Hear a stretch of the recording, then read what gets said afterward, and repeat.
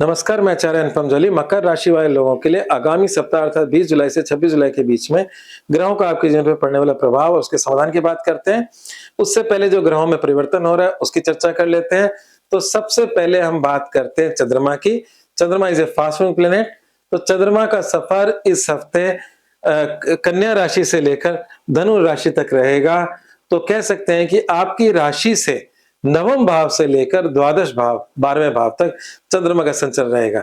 तो इसमें जो 12वीं राशि मतलब अंतिम दिन इस हफ्ते का वो जरूर 12वां है। तो अंतिम दिन को छोड़ देते हैं क्योंकि 12वीं राशि 12वां चंद्रमा अच्छा नहीं होता, व्यर्थ की दौड़ धूप, खर्चे और मन में खिन्नता देता है। तो सप्ताह का अंतिम दिन है। शेष सप्ताह आपके लिए बहुत ही पॉजिटिव और लाभकारी है चंद्रमा की दृष्टि से। नवम चंद्रमा आपके जीवन में कुछ ऐसी गणित देता है जिसमें छोटा सा संघर्ष होता है। 10वां चंद्रमा आपके कार्य में विस्तार देता है, आपके कामों को गति देता है, रुके कामों में वृद्धि देता है। हर महीने 2.25 दिन आपको 10वां चंद्रमा मिलता है, मतलब महीने में 2 दिन ऐसे होते हैं जहां रुके कार्यों में गति मिलती है। आपके कार्य क्षेत्र में भी लाभ मिलता है चंद्रमा की वजह से। तो चंद्रमा आपका 10वां चंद्रमा होगा, बहुत ही शुभ। उसके बाद जो भी आप मेहनत करते हो उसका लाभ लेना चाहते हो, परिणाम लेना चाहते हो, तो 11वां चंद्रमा आपको आपकी मेहनत का परिणाम देता है, आपकी इच्छा पूर्ति देता है, फुलफिलमेंट और डिजायर्स करता है। वो है 11वां चंद्रमा यहां पर। तो ये पूरा चंद्रमा का सफर मतलब ये पूरा का पूरा हफ्ता चंद्रमा की तरफ से आपको पूर्ण आशीर्वाद देने वाला है। सप्ताह के अंतिम दिन अर्थात 26 तारीख को चंद्रमा आपकी राशि से 12वें होगा। ऐसे में दान पुण्य करना आपके लिए लाभकारी रहेगा। मन की खिन्नता को से बचने के लिए थोड़ा सा पूजा पाठ अपना बढ़ाना चाहिए आपको। तो ये था चंद्रमा का। बाकी ग्रहों की स्थितियां देखें तो अगर मुझे कुछ अव्यवस्थित दिख रहा है पूरे इसमें चार्ट में, तो उसमें एक तो शुक्र का और बुध का 6ठे और 8वीं राशि में बैठना, जिसमें खासकर शुक्र का ज्यादा बड़ा रोल है। बाकी सब ठीक है। तो शुक्र मकर राशि का सबसे शुभ ग्रहों में आता है, जो उसके अंदर जीवन के सारे सुख देने वाला होता है। तो शुक्र का अष्टम में बैठना अच्छा नहीं है। हालांकि शुक्र टेम्पररी प्लेनेट होता है, अष्टम से नवम में भी जाएगा, पर अभी शुक्र अष्टम में है। तो अष्टम में है तो क्या करना चाहिए? शुक्र की देवी है लक्ष्मी जी। तो लक्ष्मी जी की किसी प्रकार से अगर आप पूजा करते हैं तो लाभ मिलेगा। आपके घर में जहां भी लक्ष्मी जी का चित्र हो वहां उनके चरणों में कुछ चावल के दाने रख दीजिएगा। इसका उपाय दे रहा हूं मैं आपको, उससे आपको बड़ा फायदा होगा। जो डिस्टर्बेंस चल रही है शुक्र की वजह से उसमें कमी आएगी। दूसरी बात यह है कि यहाँ पर जो शुक्र है, जैसे मैंने कहा कि लक्ष्मी जी की उपासना करें, पर यह खाना लॉसेस का जरूर है, पर लॉसेस के साथ साथ गुप्त चीजों का भी होता है। तो आपके कुछ गुप्त फायदे भी ये देता है। तो उसकी तरफ से हम आपको मतलब शुभकामनाएं देते हैं। सूर्य गुरु का सप्तम में बैठना थोड़ा सा कह सकते हैं कि वैवाहिक जीवन को टेंशन देता है। जो लोग भी मकर राशि वाले हैं और वैवाहिक जीवन के अंदर इस महीने में हर साल थोड़ा बहुत अड़चन पाते होंगे। ये मैं क्यों बोल रहा हूं?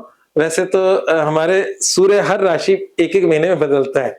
तो हर साल जुलाई मध्य से अगस्त मध्य तक सूर्य आपकी सप्तम राशि से गुजरता है। तो मे बी ये इस पैटर्न को समझिएगा।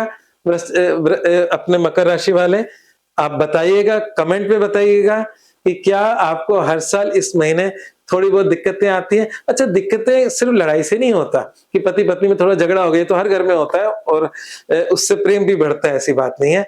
पर कभी कभार जीवन साथी का स्वास्थ्य भी चिंता का कारण बनता है। तो ये सूर्य सिर्फ मतलब मैं ये नहीं कह रहा कि मन मुटाव का छोटा मोटा देता है, कभी कभी स्वास्थ्य संबंधी चिंता भी हमारे जीवन साथी से संबंधित आ सकती है। तो इसको आप चेक करिएगा। तो थोड़ा बहुत है, इसका उपाय करें। सूर्य को जल चढ़ाएं, क्योंकि सूर्य आपकी राशि का दुश्मन ग्रह है।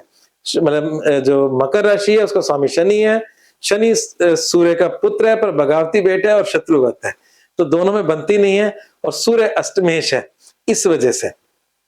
तो इसलिए सूर्य को जल चढ़ाना आपके लिए सदैव अच्छा रहेगा। पर फिर भी एक अच्छा उपाय, आपको बहुत ही कारगर उपाय दे रहा हूं इस पीरियड को बेहतर करने के लिए, वो है आटे का दान। गेहूं का दान भी कर सकते हैं, पर गेहूं का दान ही होता है, पर गेहूं तो कोई लेगा नहीं सीधा। आटे की आजकल थैलियां मिलती हैं, तो गेहूं के आटे का आप दान करें।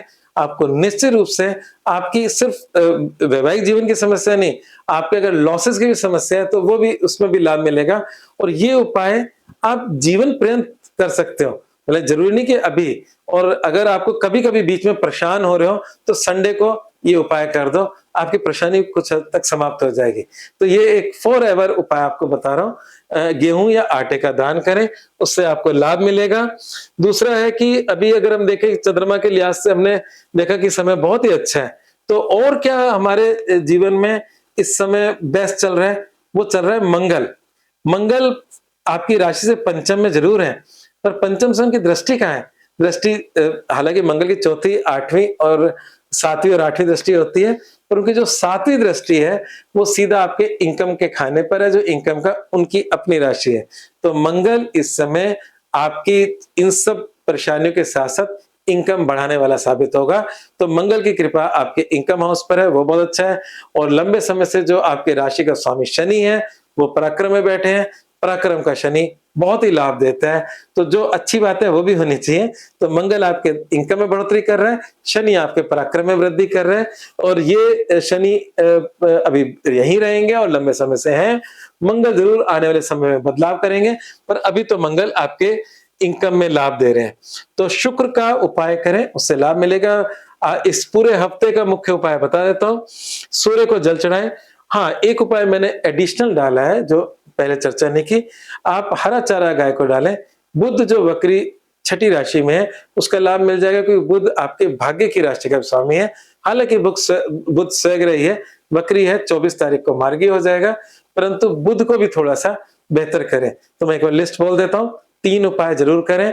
एक तो हरा चारा गाय को डालें, दूसरा आटे का दान करें, ये 2 उपाय। तीसरा लक्ष्मी जी की पूजा करें, जो मैंने पास्ट में बोला। इन तीनों चीजों का ध्यान रखें, आपकी जो भी अड़चने हैं वो बहुत हद तक कम हो जाएंगी, ऐसा मुझे लगता है। दूसरा है कि इस वक्त पे जब आपके अष्टम में केतु और शुक्र बैठे हो, तो कोई भी निर्णय जल्दबाजी में ना लें, है ना, सोच समझ कर लें।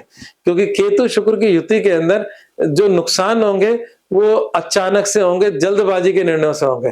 तो जल्दबाजी के निर्णय कोई मतलब कहते हैं दुर्घटना से देर भली, तो यहाँ भी यही लाइन आप पे लागू होगी कि दुर्घटना से देर भली। आप सोच समझ के सारे निर्णय लो, तभी आपके जीवन में बड़े कष्टों से आप बच सकते हो। आज बस इतना ही, धन्यवाद।